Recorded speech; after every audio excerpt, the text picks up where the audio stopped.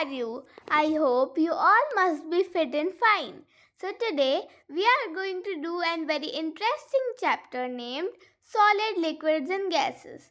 Well, you have heard about these guys, aren't you? So, today we will discuss a bit deeply on this topic and a bit with a enjoyment and excitement so that we can get to know about solids, liquids, and gases and the matter around us more. We can get knowledge about them and we will know them better. So, let's start. Solids, liquids, and gases, as you can see here. Well, there are some properties of each other. Some can change into their matter or state, some don't, some have high to low level, take the shape of the container, and some separate the. We can do so many things with such matters. Everything around us, from the toys to we play, to the water that we drink, from the food that we eat to the study material that we need in our daily life.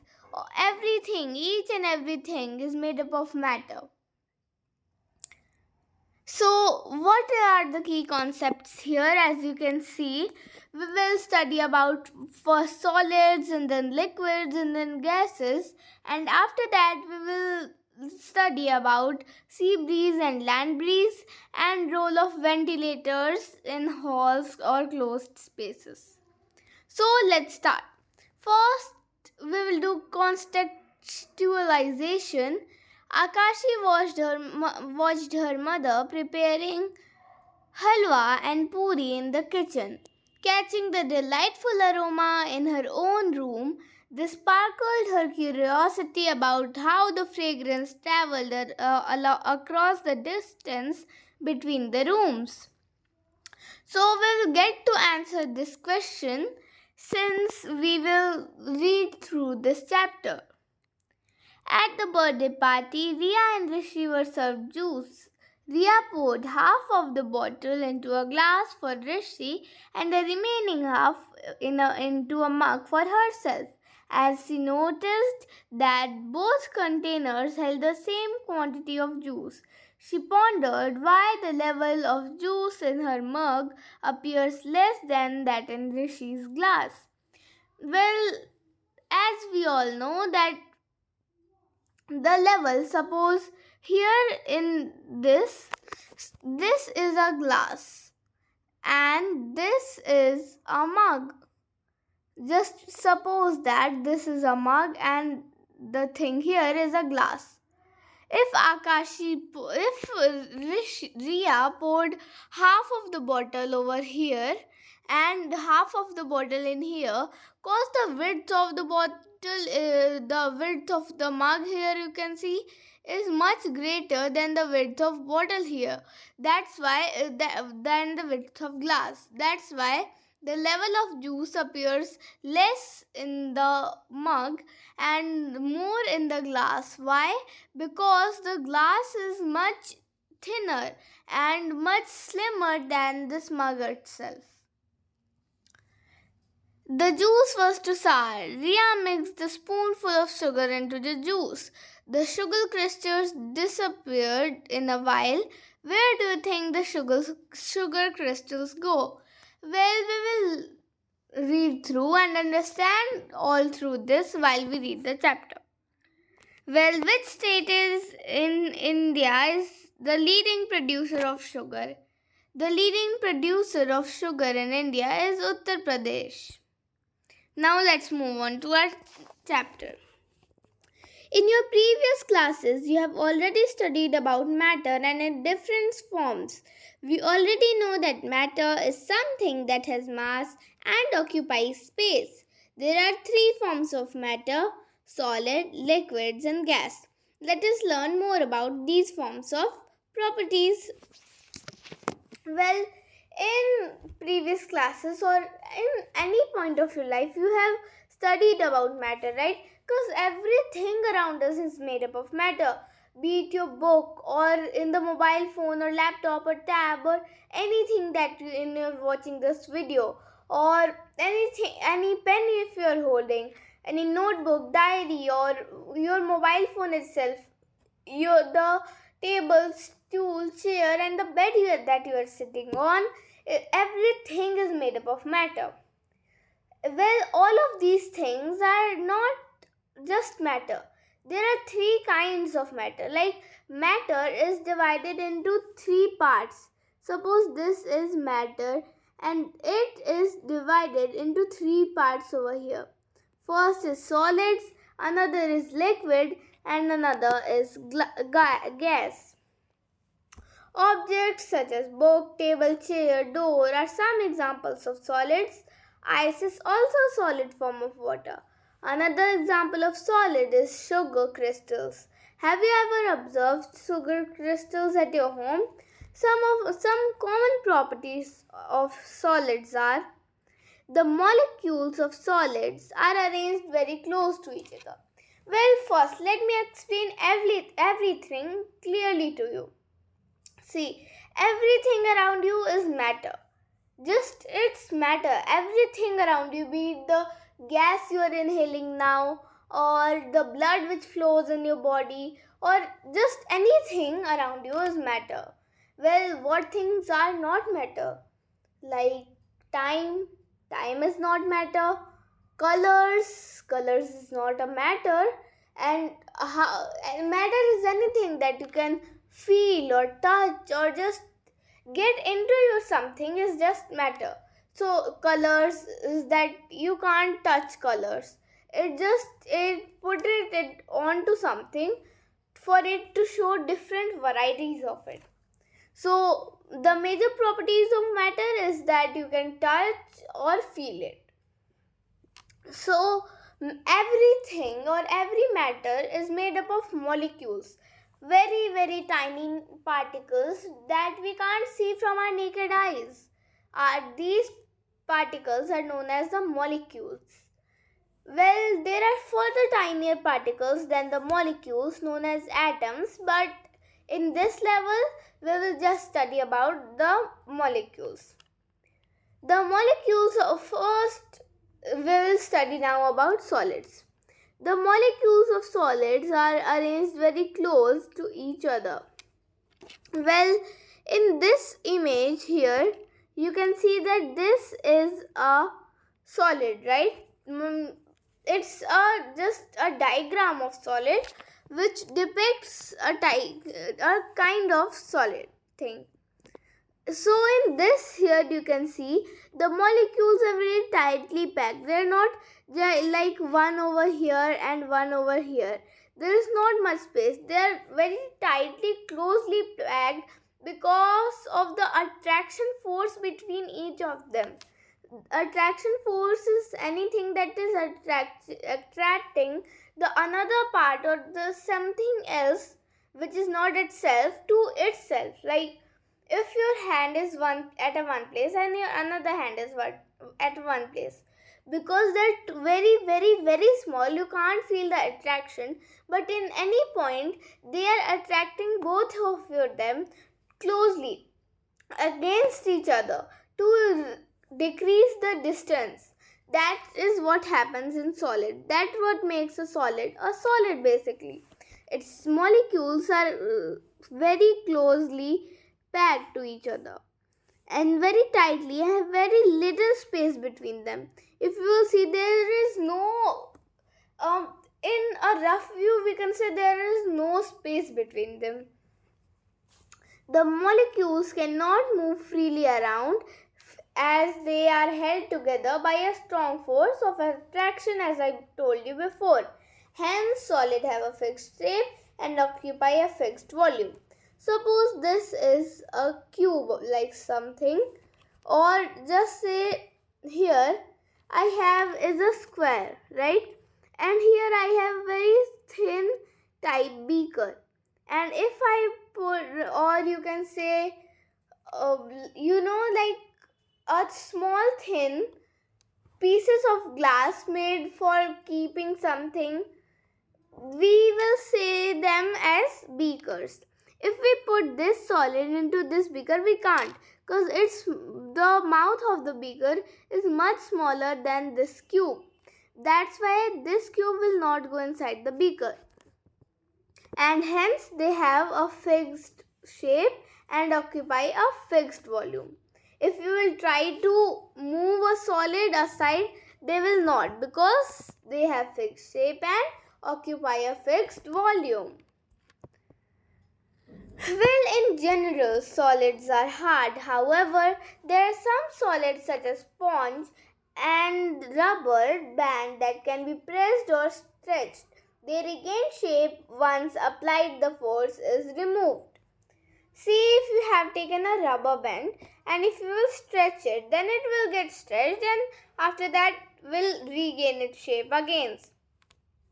Now, it happens because you apply force on it, restrict the force. Force on it, restrict the force. So that's the continuous force that you are applying. That's why it will not basically change its shape. Basically, it will change its shape, but for a short time till you apply the force on it.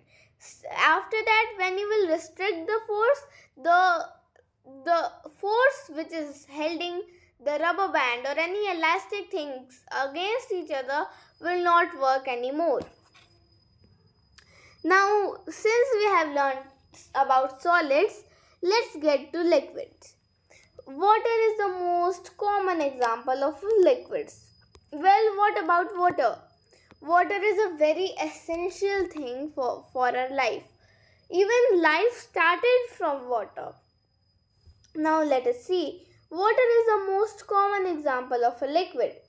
In liquids, molecules are not closely arranged as in solids. Because if you can see this image here and compare it with here, if you will see in this picture, the molecules are very closely packed and cannot move freely and have very less space. Well, in this image while here, you can see the molecules are not very closely packed right here. They have some distance between them, like here, here, and so many types. And a thing that you will observe in this image and this image is, see, if you will see this, there is a fixed shape and it doesn't need any container. If you will keep, suppose you are keeping a box in a table, suppose this is a any surface and you are keeping any hard box or any solid material on it, and after that you will just remove the outer covering. Suppose you are keeping this into a bowl, here is a bowl and you are keeping it. After that you will remove this bowl. Suppose this bowl disappeared, just disappeared. For the sake of now, you will see that there is only the solid, no change its shape and occupy a fixed volume. But in this image itself, you will observe that it needs a container to support it, because its molecules are very loosely packed. The force of attraction between the molecules in liquids is weaker than the solids, hence they are packed in a container or something like that. As a result, liquids have a fixed volume but no fixed shape. They take the shape of the container they are in and poured into. Milk and oil are other examples of liquids. Well, if you will see an interesting thing in liquids, liquids can change shape and size, as well as they can change their matter or state. Like in this stage they are in liquid, but when kept into a fridge they will turn into solid ice cubes, and after that when you will heat it into a pan, they will just become liquid. As that, after heating it again, they will become water vapor and fly away. This is what basically, first this is the normal stage of water. You will keep it in refrigerator, then it will become ice, and after it becomes ice you will keep it into a pan and it will become water, and after it will become water, sometime or at the moment when you heat it again, it will become gaseous at stage. Now we have learned much about liquids as well, and it exists some space between the molecules of liquids, as here you can see, but there is no space between the molecules of solids. Well, here is an activity which confirms the textualization here which we have seen in here. That why does Riya and Rishi were struggling, that if she put it into half a mug and half a glass, then why the level of juices will appear different. In here we can see with this activity how, like you have a container, big container, a small test tube and a glass, and then you will put the same amount of water in all of them. You will observe a huge difference. Why? Because the density of it, the space that it takes the shape of the test tube, and then you will transfer it into another and another, and then you will see that there is the same thing, same water, but the different shapes and sizes. Now let's study about soluble and insoluble substances. Some substances dissolve in water while some do not. As we all know that some substances do dissolve and some do not. Substances that dissolve in water are known as soluble substances, and substances that do not are known as insoluble. Here you can see is a clear contextualization of it. Some things like milk, honey, sugar and salt are some examples of soluble substances, and sand, soil, chalk and oil are some examples of insoluble substances. Water can dissolve in various substances including gases as well. The air like oxygen, this is crucial for plants and animals in water, allowing them to breathe in dissolved oxygen gas. Suppose this is an ocean and there is a fish in it. How does it breathe, do you think? Well, it breathes through the oxygen dissolved in the water. The oxygen then it takes it through her mouth, and the rest of the water it releases through its gills. Separation of solids from liquids. In our daily activities, we often separate solids from liquids. This is commonly done to eliminate the impurities from liquids or extract the valuable substances from mixtures of solids and liquids. Separation of solid substances such as salt and sugar from water can be done by the process of evaporation. Let us understand the process of evaporation with the help of an activity. Well, what is the basically separation? In separation, we do separation in daily life activities. Suppose your mother is preparing tea. Then you will catch the beautiful aroma of tea, as here Akashi they have had a delightful aroma in her own room. You will also catch a delightful aroma when your mother will be preparing tea of cardamom, right? When you will know that your mother is preparing tea, you will also know that it doesn't only contain the milk and the tea itself. It do also contain some impurities, and that's what basically separation is. Separation is anything basically extracting the valuable substances from the mixture. Like there is a mixture, suppose this is a bowl and there is a mixture of tea and everything, and tea powder and sugar, everything that is needed to make a tea, and this is the gas turned off, and then this tea will be separated through this thing known as here, it's known as the strainer, which your mother takes to just remove the impurities from the tea so that you will not engulf it. That's because it's extracting the valuable substances, which is tea, from the rest of the things, is known as separation. Separation of soluble substances. Suppose such as salt and sugar from water can be done by the process of evaporation. While have you seen salt dissolve in ocean water and salty water? It's salty water because we don't see salt from it outside, but it is sometime dissolved in it. See, if you will see here, in this image, this is liquid, right? So when this thing over here is liquid, but there is a bit space in every liquid, including the ocean water.